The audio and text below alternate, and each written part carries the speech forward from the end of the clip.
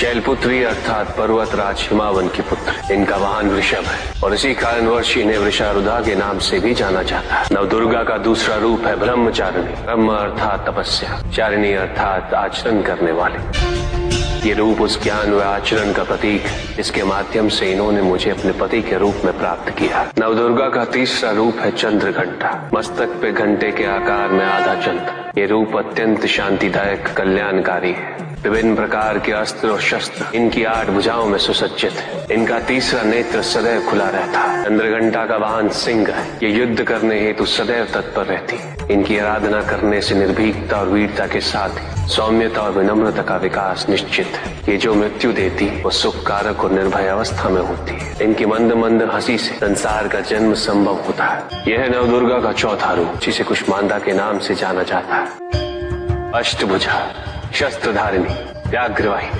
हिरण्यवर्णा, केवल यही है जो सूर्य के भीतर लोक में वास करती है। 10 दिशाएं इन्हीं से आलोकित है। जिनकी कृपा से मूर्ता भी ज्ञान सागर में परिवर्तित हो जाती है। वो है स्कंद माता अर्थात तुम्हारी माता। नवदुर्गा का 5वां रूप सिंह वाहिनी और इनकी उपासना द्वारा मोक्ष का मार्ग सुलभ होता है। जिस रूप में इन्होंने महिषासुर का वध किया वो कात्यायनी कहलाता है।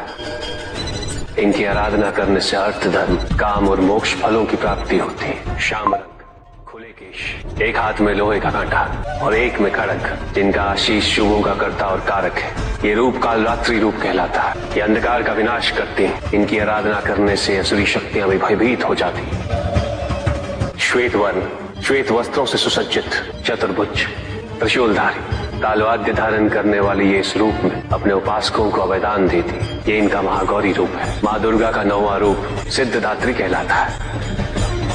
प्रकम्य,